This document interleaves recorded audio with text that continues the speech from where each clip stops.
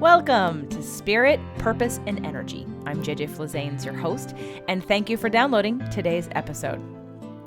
Today's episode is Climb Your Own Ladder, Life and Business Lessons from Corporate America. I had the pleasure to interview my friend Dana Malstaff. She is the owner of Boss Mom podcast and events and all kinds of fun things. She is a super successful entrepreneur who found her niche in wanting to look at her passion and what she was passionate about. And while today's show is directed at the entrepreneur or the business owner or even somebody in corporate America, the lessons that she took from corporate America can apply to all aspects of your life. And we talk about that in the ways of dating, in the ways of weight loss and things like that, and exercise. So in parenting, because that's why she started her show. So I would definitely recommend that if you are a parent or you are dating or in a relationship or you own your own business or you'd like to advance in your career, that this is a show you'll want to listen to. Today is October 20-something, and I am laying on a beach in somewhere warm because I saw the trajectory of my life a couple months ago and thought, I need a vacation.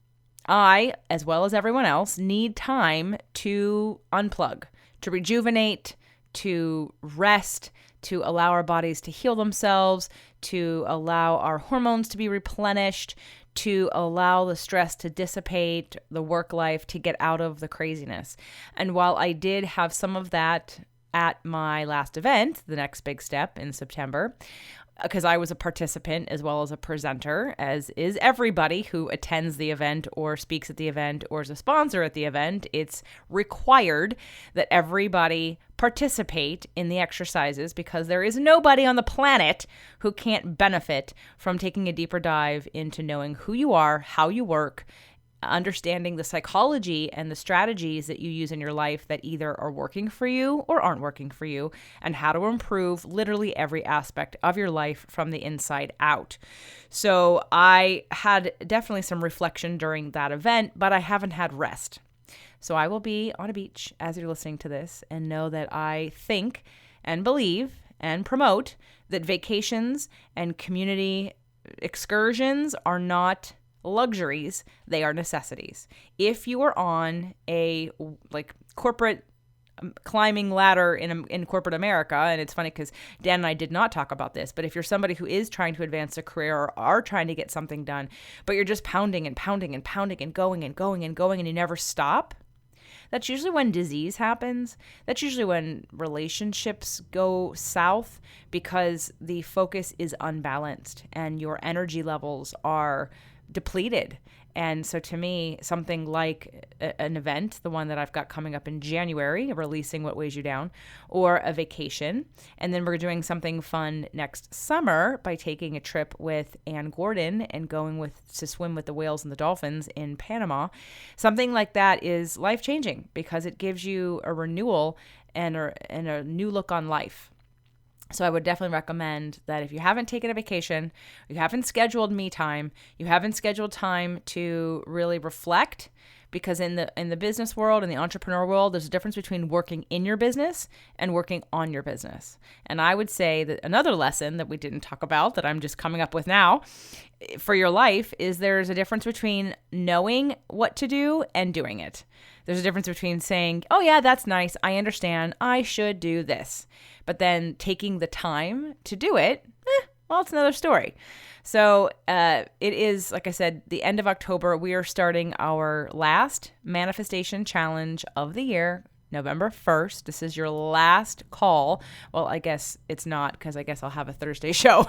But it's your next to last call, because I'm not going to be inviting anybody come November, because I want people to be started on the challenge and collectively be together for the entire 30 days. So if you're interested, now is the time to sign up. Go to jjflazanes.com and click on the free tools and resources. Oh, one more note about that. Guys, I'm so sorry. I was doing a little bit of work with someone helping out with some social media stuff, and I happened to click into an account, an email account that I don't use. I don't check. And I thought we had everything set up to come to my main Invisible Fitness email. Well, apparently we didn't, because when I opened up that email box, there were like 30 or 40 new contact submission forms from the website, from jjflazanes.com, and a lot of you asking me questions and asking about astrology and coaching. And so I am so sorry. I've written back to all of you, but I just wanted you to hear it from me again, in case you've written to me and I didn't write back. It's not because I was ignoring you. It's because I didn't know those emails were in there. And so it's been rectified. It won't happen again. And thank you for your patience and understanding. Again, I'm so sorry. So go to jjflazanes.com, click on free tools and resources, join the manifestation challenge, or drop me an email, and I promise to reply. However, not till I get back from my vacation the week of October 29th. So let me tell you a little bit about Dana. Dana Malstaff is the CEO and founder of Boss Mom. She is a mother, author, speaker, business strategist, podcaster, blind spot reducer, and movement maker. She launched the Boss Mom brand with her first book, Boss Mom, the ultimate guide to raising a business and nurturing your family like a pro, and quickly grew to a six-figure business within a year. Now she has over 10,000 students in her various courses that help women all over the world raise their businesses and babies at the same time. She believes that pursuing our passions and building our dreams while including our children in the process is the best way to build thriving businesses and families, and ultimately, we need to show our children that doing what we love can be financially viable. Welcome to the show, Dana. Thank you for having me, JJ. I'm so excited to be here. I'm excited to talk about your new book, Climb Your Own Ladder, Become the CEO of Your Own Business. Before you continue listening to the show, everyone, whether you are in business or not, the same principles will apply. So know that there are plenty of lessons to get out of Dana's new book, and I'm excited to share some of them with you here today. And she even has a quiz for you that we're going to share at the end of the show for you to take to see where you are and what you need moving forward to best support you. So obviously, Dana, you are super successful. We have all this information about the courses that you have and the followers that you have in your Boss Mom podcast and your first book. But I want to take the listeners back to how you even got started in this, in terms, I know there's a timeline on your website about when you got pregnant, when you quit your job, and then when you decided to start a business. But talk about the emotional points which really motivated you to do this, not just the dates. Yeah, sure. Well, I had always wanted to do my own thing. I've never liked that cap, that you go, wow, I want to go on vacation, and then you have to sit down and figure out the year it's going to take you to like siphon off some of your earnings, because there is no more earning potential at a job unless you get a raise or you get a bonus or something. That always frustrated me, because I grew up in an entrepreneurial house where my stepdad would be like, oh, okay, well, we need to pay for this thing. Well, let's figure out something to make and sell to somebody. And so I think that sort of started to hit me when I was just turning 30 and started to go, oh, wait, I really want to do something where I have control over what I make and what I do. So I ended up quitting my job, and my husband and I had been trying to have kids and not really having much luck. I mean, we weren't trying all that hard, but we weren't really having much luck. I think because I was working 14-hour days and really stressed. I was in a director level job. And basically everybody took me out to celebrate that I had quit on New Year's Eve and gave me tequila shots, and I got pregnant by my husband. So if there was any question about that, I guess. You're like, you'd be surprised. People are like, got pregnant by who? I'm like, oh, I was married at the time. Got pregnant by my husband. And and I found myself, like, emotionally, you talk about it, I found myself being in massive uncharted territory. Like, I wanted to be an amazing entrepreneur. I thought I had what it took. I wanted to be an amazing mom. I thought I had what it took, but I didn't actually know what it would take. Like, I didn't know how strong I needed to be. I didn't know what it meant to be good at either of those things, and I was surrounded by people who didn't own their own business and surrounded by people who didn't have kids. And so I felt very isolated, very alone. And I pretty much knew before I ever had kids, I was not meant to be a stay-at-home mom. I'm just not built that way. I was never a babysitter or any of those things.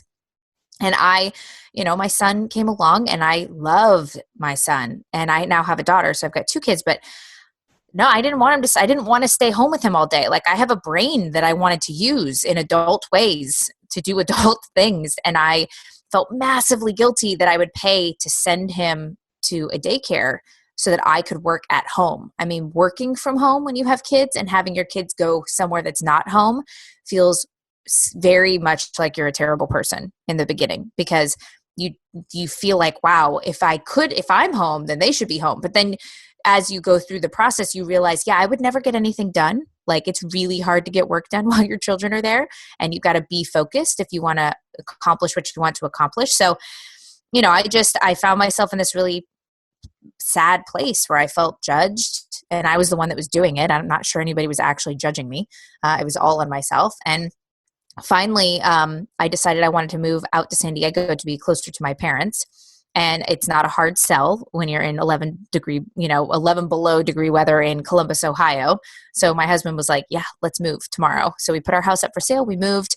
And all of a sudden I was in San Diego, where everybody was an entrepreneur and tons of parents and moms were entrepreneurs. And I stopped feeling so alone, and I started to really feel like I could do it, and that I was surrounded by the right people, and that I wasn't crazy or a bad parent or a bad entrepreneur. And then it was a whole year after that that I finally met somebody that kind of prompted me to write a book, and Boss Mom is the book that came out of it. And then, we've been really boss momming things ever since. So what was the business you started with before you wrote and then started the Boss Mom podcast? Well, when I very first quit my job, I wanted to do leadership training and mindful communication training, because it fit along the lines with kind of how I was helping company cultures in my corporate job. I later found out that I'm way better at other things. And I still get to incorporate leadership training and incorporate communication training in what I do now. But what I'm really good at is the content strategy, is understanding what to write, how to tell stories, how to put it into marketing, how to create your products and services that lead people from your free content to your paid content, all that fun stuff. And so I started to do that when we moved to San Diego.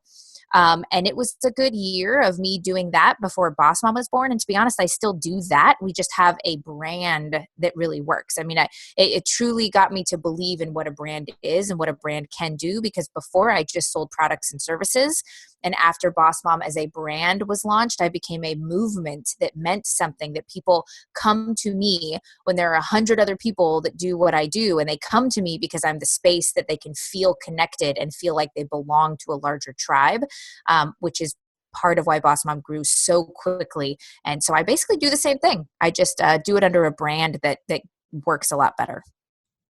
That's a great point. I've actually experienced a similar thing with Spirit, Purpose, and Energy. When it was Fit to Love, the brand wasn't strong enough to create a movement. And then when it became Spirit, Purpose, and Energy for one of the shows, all of a sudden, now it's growing exponentially. People share the show. It's amazing, the people who reach out and want help on all areas because of, like you said, that movement. They're a part of something bigger. There's the spirituality umbrella. So I totally get and know the power of a brand and that movement feeling.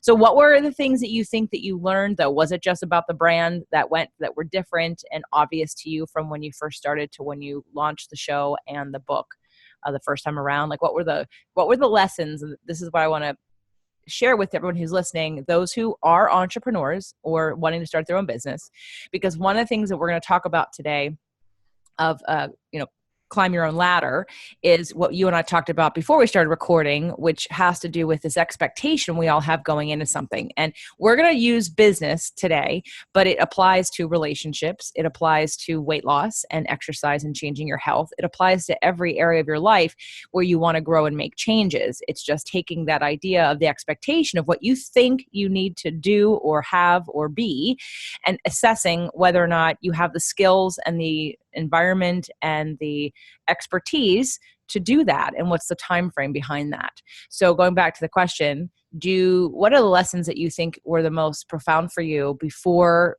or right as you went from the one phase, the beginning phase, to the second phase of launching the show and the book? Well, I definitely found that I had more to say, and I had more that people wanted to hear when it wasn't just about what I did. People come to me all the time when they're starting a business and they say, okay, Dana, I want to be more visible. I want, to have more clients. I want to, sell more stuff. And when we start talking about how they're getting the word out, the word is all about their stuff. and that doesn't really get you very far, because people don't really want to just hear you talk about your stuff all the time. When we talk about sales training and how you engage with people and how you connect with people, whether you're dating somebody or you're getting a new client or making a new friend, it's about asking questions. It's about finding out about people. It's about finding common ground. Relationships are about relating. And so when I started to have Boss Mom as this movement, as this thing that I cared about and wanted to share and wanted to stand up and shout about, all of a sudden people wanted me on their podcast, and I had something to talk about on my podcast, and people wanted to get excited about it, and we wanted to have dance parties together when we hit numbers together, and we wanted to celebrate and have these conversations, because it was so much more than just what we were doing. It was like what we cared about, what we stood for, what we were how we were connected. Like, that's how communities work. They've got to be connected. And so one of the biggest lessons was just that if you can't find ways to connect each other and to feel connected, and there's no real loyalty there's no real relationship, there's no real relating. And it's very hard to grow a business if there's no way to actually relate to people. So did you devise that connection strategy? Were there a series of questions? Was there a quiz? Is there a step-by-step plan that you found or developed that seemed to work best? In the beginning, I just talked about it. Like, in the beginning, I went and tried to get featured on as many podcasts in as many spaces, have as many conversations as I could, to just get the conversation going about what I cared about, to get the conversation going that, like, hey, if you want to be a mom and you want to be, have your own business, then you should. Don't feel guilty that you don't see your kids 24 hours a day. Like, I would rather you do something you love and show your children that doing what you love is financially viable. Like, I decided on what my principles were, what the things that we cared about, what our manifesto was. We wrote kind of a Boss Mom manifesto, and what our Boss Mom story was, and the stories of my life and others' lives that I knew that really fit the mold of what we were trying to teach and what we were all caring about. And I just shouted it from the rooftops. Like, I became a motivational speaker to get these women to go, yes, I could do it. Like, yes, I want in. Like, yes, I want to be in a space where I don't feel judged, and we can celebrate together, but we can also think together. Like, yes, I want to be a part of this. And that organically grew our Facebook group just quickly. I mean, we were hit 10,000 organically before a year was up, and we just kept going. And I think that's it. Like, you just have to find the thing that you're passionate enough about where you want to talk about it all the time. And then you have to get past the fear about talking about it all the time. Like, people tell me, yeah, but I'm not really clear on exactly what I'd say, so I never go out and talk about it. Or I get people that someone talked to me yesterday, and they're like, Dana, I need to find a way to get people to pay me money. Like, I need to make more money. And I was like, well, how many people did you ask to pay you this week? Like, how many people did you ask for money? And they're like, well, I haven't asked anybody yet this week. I was like, well, then why would you think anybody would give you money? You haven't asked for money. They're like, well, I haven't been in situations where people would ask, I'd be able to ask them to buy my services. And I was like, well, then you should be putting yourself in situations where you can tell people to buy your services. Like, it's all very logical about getting people excited about you, but it all has to do with getting out of our own way and getting excited about what we're going to talk about, and then going out and just forcing ourselves to create the habit of getting out in front of people in whatever platform we're going to choose. I personally think getting interviewed on podcasts should be part of everybody's tactic, because there's no better way to get a chance to talk about what you care about and your story and connect with people than what you and I are doing right now. Oh, agreed. That's why I only have, 15 or 18 shows, and I'm starting another one, because it really is one of the most effective ways to reach the most amount of people who are actually caring about your topic and subject matter, because they have either searched you out or your keywords and found what you do, and you know that you have an interested listener. Otherwise, they just don't download the show. It's like so simple, and it's like no brainer. Mm-hmm. But what you were talking about in terms of the questions you were asking, I was thinking you could even apply this to relationships in the way of, I run a manifestation challenge. It's a 30-day free manifestation challenge every couple of months. Next one's in November. And that'll be the last one for 2018. The next one will be in January of 2019. And what's fascinating to me is how many people, don't make the leap of when you pull in the mindset piece and the spirituality and the belief piece of of vibration and frequency and think, well, as long as I just think about it, I don't have to actually take any action. And I'm a big one on inspired action, not on just action for action's sake. But let's take this in the frame of reference of relationships and what you just talked about. You said, well, did you ask anybody to pay you this week? And if someone says, well, no. Okay, so let's look at relationships. So if you're single and have you met anyone this week? Well, have you gone anywhere? Have you done anything different? Did you go to a meetup? Have you gone out to dinner with people or gone to an event of any kind? If you're sitting at home or at your desk at work in your cubicle and you never interact with anyone, how do you expect to ever run into somebody who might be right for you? So it's the same principle that you can take in terms of how do you increase and up-level your life in different areas. We're going to focus on business for the rest of most of this podcast. And when I can, I'll come in and I'll make the leap here with relationships, because too often people get caught up in their own stuff. Like you said, they get in their own way and they make their own excuses and they think, well, if I just think about it, I don't have to do anything. But the first step besides wanting it is then getting inspired and then like following the impulse in law of attraction and doing something. Like there has to be the next follow through of getting out of your comfort zone in some way to get to that next thing. Otherwise, you're just expecting magic to happen, and magic will happen, but not in that way. You're not just going to sit at home and all the money you want and the perfect relationship and all the food that you want and all the things that you want in life are just going to come knocking at your door. It's not going to happen that way. Yeah, you're absolutely right. And you said something too. You said if you're like not getting out and about, you're not going to run into somebody that might be a relationship.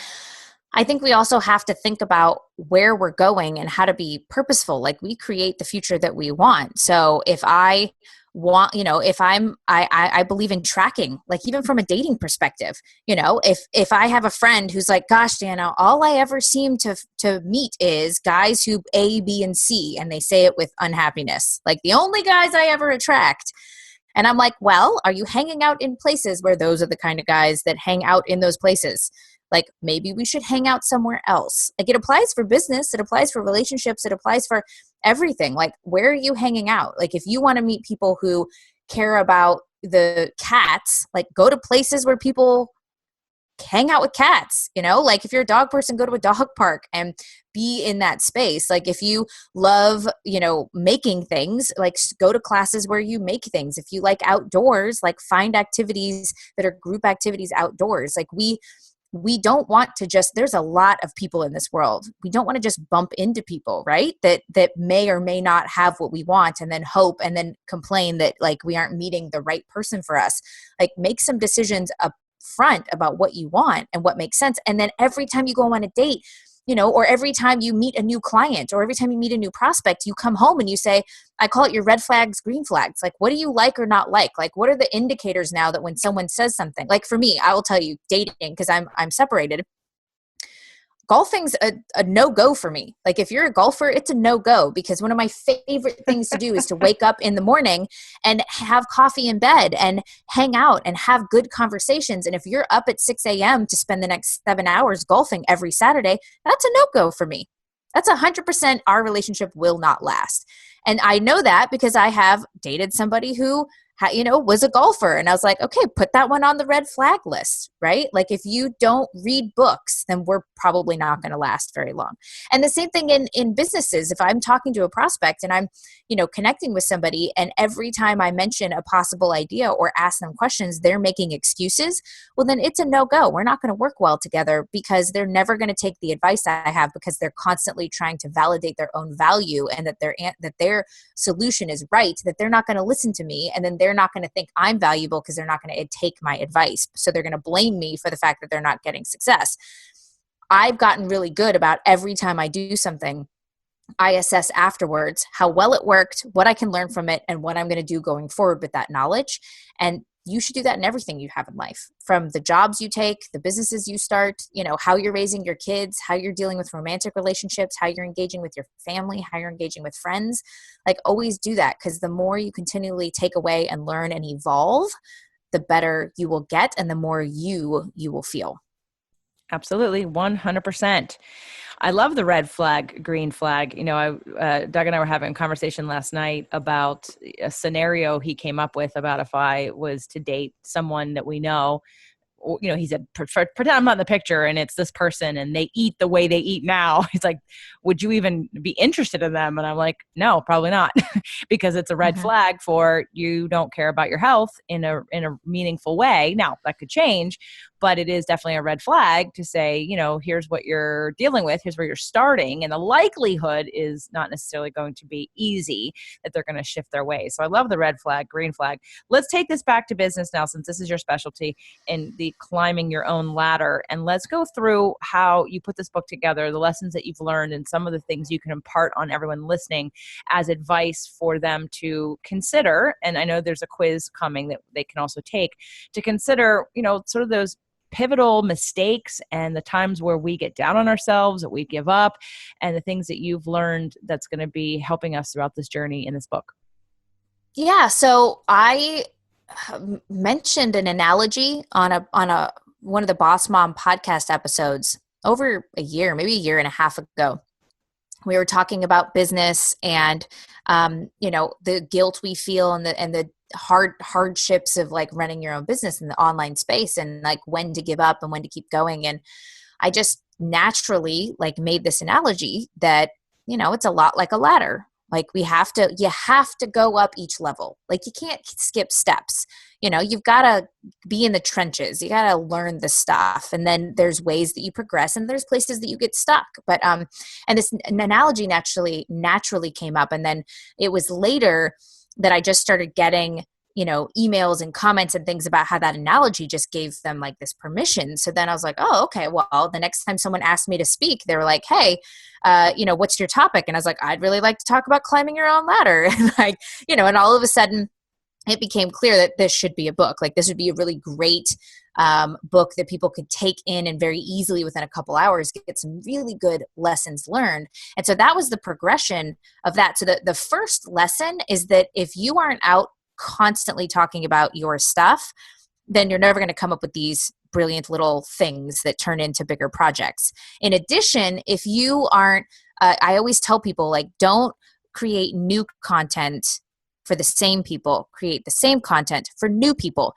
Right. So if you have your podcast, like you're talking about topics, but they're all along very finite themes. Like you want there to be a flow so that you're not just being repetitive and helpful and useful to the people that are your avid followers, but you're attracting new people. Right. And they can come in at any time and still get the essence of you. And when you're out promoting, you don't write a book every month. Like you're going to have a finite number of things that you start, because you don't want to just continually create new stuff forever. You need to be known for something. Like we need to be known for something. And so going through this whole process was just, it helped solidify some things in my business. And then it helped solidify for me how ideas come to light and how we decide what to do with them. And that sort of brings us to when we actually decided to start writing the book and start that process. I love the workshopping that happened, right? And that's so, to me, it's all about that organic process. When I started, actually, like you said, you talk about what you're passionate about, and that's what you do. And you created a movement. And for me, my whole first podcast, Fit to Love, was a generalization of all the different topics. That's why it was 6 days a week, because I wanted to talk about all 6 different topics. And then I gave myself permission on one of those days to talk about a topic that I honestly didn't know how people would receive it. I thought, you know what? I want to do this for me and I don't really care. I'm going to package it in the other 5 days so they won't care if it offends them, if they don't like it. But it was sort of that secret passion that I had. And then when I rebranded and that became Spirit, Purpose, and Energy, it's by far the most popular show I have with the most loyal tribe. And so that was a lesson for me in learning that, JJ, just talk about whatever is important to you and then attract the right people versus try to fit something into who you think your clients should be. I mean, I've been in the wellness space and weight loss and health space for so long. And I was that the mistake I made in business was definitely trying to make new products for the same people because I kept thinking, here's what they need, and here's what they need, and here's what they need. And it was them centered. And when I turned it to be me centered, then it unfolds differently. And I get shown what is needed next. So what came out of that for me was the manifestation challenge, and then my event. And then there's another book coming. So I love the workshop process, but it started with your passion. It started with what you wanted to talk about, what you were super passionate about, and connecting with people on. So I think that's a really great entry point. Now, what about some of the hard lessons? Yeah. Well, definitely. I mean, right in the midst of when I'm supposed to be writing the book, I got separated. My dad got sick. A bunch of things happened. So always recognize that life happens that mess up your timelines. So that's definitely one of the hard lessons that I have learned several times. So do less than you think you have time for, right? Like if you're like, oh, I've totally got time to do these 3 projects, only do one of them because time will always has a funny way of being less than you thought it was. So yeah, that was a difficult lesson, but really, I also think like recognizing that an idea takes time to flesh out. And there should be lots of discussions about things. And what's funny is what I thought the book was going to be, I started to do some talks about it, and then I would give myself permission to just kind of go deeper into something or to go, talk more about something. And one of the things that wasn't in the original outline of the book that is now to me like one of the cornerstone components of it is, and it just kind of came out with a question somebody asked at a conference I was speaking at, and it was that when we are in corporate, we have a 20-year trajectory, right? Like I'm going to get a 3% or 10% raise every year, and this is what I'm going to do, and this is how we move through the process and everything like that. And when we quit our job or if we start a side hustle or whatever it is, then we automatically go, okay, well, now I'm the CEO of my business, and I started my business 3 days ago, and my name is Dana, CEO. And then 6 months later, we're crying in the bathroom floor being like, why am I a failure? Because I feel like I'm putting out fires all the time. I've been doing half of my stuff for free, and I'm making inconsistent income. I'm the one making and doing everything. I don't know how to make decisions in my business. I don't feel like I have support. I'm not sure how to justify to my husband or my spouse or whoever it is, what it is I'm doing and that it's a real business. And we put this immense amount of pressure on ourselves because we assume that I started a business, it's my business, therefore I'm the owner and the founder, and therefore it took me 2 days, and now I have climbed my corporate ladder all the way up to the top. And that analogy fits so perfectly with the ladder. That's why I love a good analogy, because it just helps us understand more about the topic that we're talking about in a way that makes sense to everybody. The fact is like you give yourself permission. It's not just about understanding the different levels of the intern level and the janitor phase and the service provider. Like those are things I want to teach you so that you can understand when you're in that phase and how to move out of it and who to replace you. But the real lesson is that you got to give yourself permission to not be at the top. In fact, you will get to the top so much quicker if you give yourself permission to enjoy where you're at. And that's with anything, with the beginning of a relationship, with, where you're at in your job and where you want to go, when you have kids, especially when they're tiny babies, and that's really hard. Like give yourself permission to be where you're at. Because if you don't, and you just keep wishing that you were where you want to be, well, then it makes today miserable. And what's the point of having a series of todays that are absolutely miserable, where the future never happens the way you want because every day you're in isn't good enough? Absolutely. That's like a shame blame game, that cycle that you get into. And I really love the giving yourself permission and the latter analogy with the different areas of learning and expertise, like you said, the janitor and and the front desk person. And when I think some of the books that a lot of entrepreneurs are encouraged to read in the beginning are things like the E-Myth, right?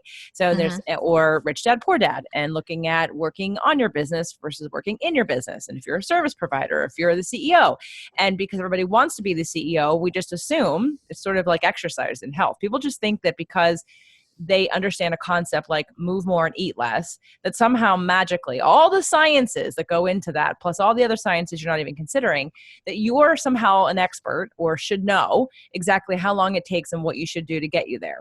And so that's why people in the health and weight loss space get really frustrated that they're doing things that aren't getting them the results they want. So let's flip it over to the business.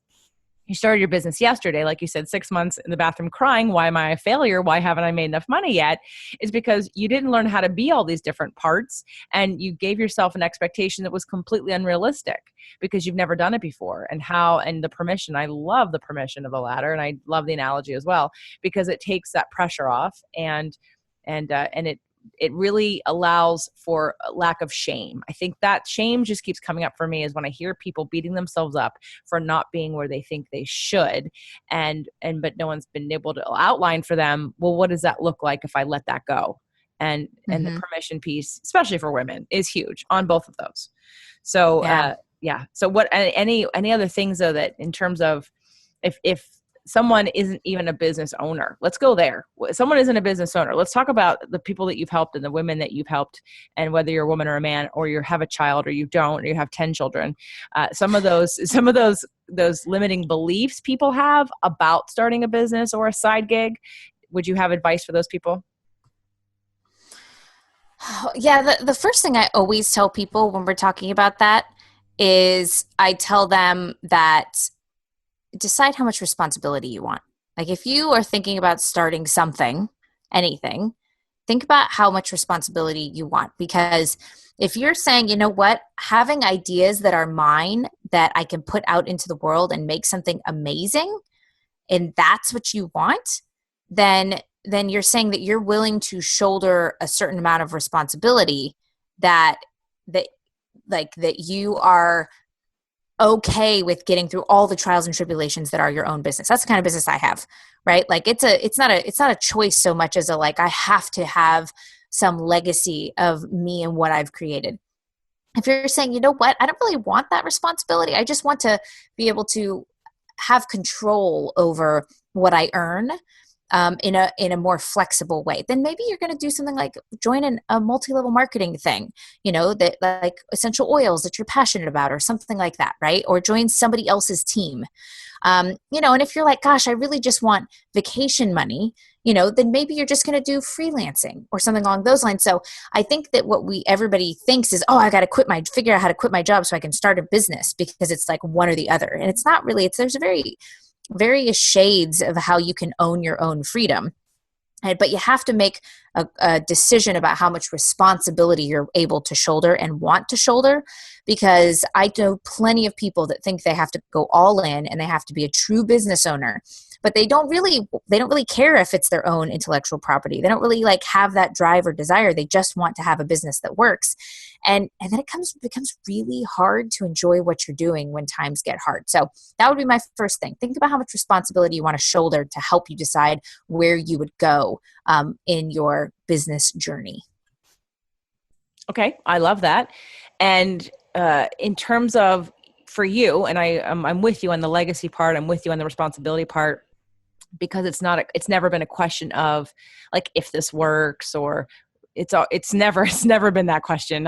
It's always, this is where I'm going and I'll figure it out as I'm doing it, because I don't have any other option, because I love what I do. I love creating. I love what I want. And even the hard times, it makes you stick and realize that this is mine. Like I have ownership of this, versus if it's just for a few $100s a month or something on the side, like you said, the commitment level is going to be much different.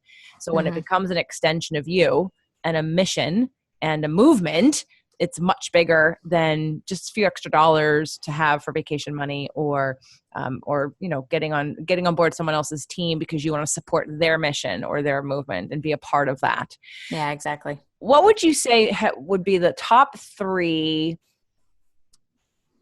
things? They could be relationships, they could be mindsets, they could be actions that you took that really, I know that the Boss Mom had a big movement very quickly, but you utilized that very successfully. So what would you say would be the top three things that helped you most take advantage of that momentum that was created and really make it into the successful business that it is today?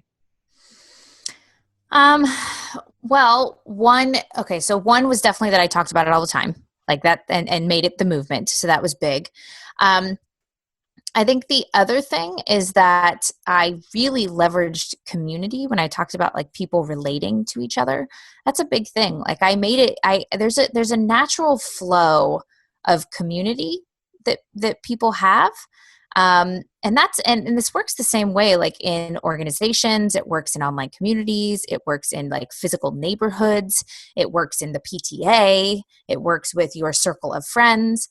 People assume roles. Like the reason we call it a tribe is because people assume roles. They naturally gravitate towards, someone gravitates towards the policer, and someone gravitates towards the, supporter, and the cry on my shoulder person, and someone is naturally the motivator, and someone is naturally the evangelist, and someone is naturally like all these different roles people just naturally gravitate towards. And what people try to do is they try and just be the leader, like they try and just be the person at the head, and they're like, I'm going to control everything. And when you recognize that, if you letting your tribe and your community naturally assume these roles, that it takes a lot of pressure off of you to be the one who has to grow it, or to let people down, or if you don't have enough time to do all of the things.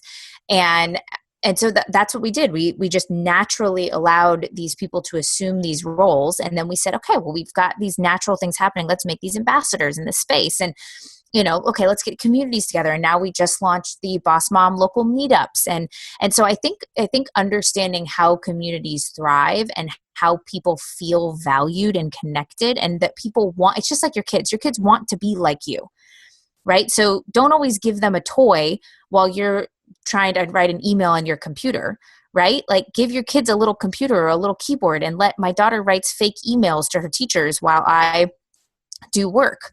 My daughter chops up little mushrooms, because it's an easy thing to chop up, or stirs things while I make dinner. Like your community wants to be a part of what you're doing, so let them be a part of it. Like the people around you, your friends and your family, like they want to be a part of what you're doing. So the more you think you need to control all of it, the harder it will be to make it work.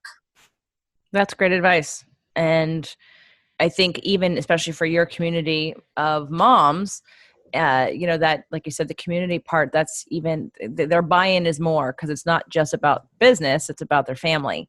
And so now you have both of that, freedom and lifestyle and passion and purpose and movement connected to exactly to family. Like it's a huge, very strong movement, and it's awesome. And I think you're doing great. I love you. Thanks. I admire your business model and all the things that you were able to teach me when I hung out with you almost a year ago in San Diego at the New Media Summit the first time around. And so I really am a big fan of your brand and of all the things that you're doing. So I want to help people get more of you, and I want them to take the quiz as well as find your podcast and buy your new book.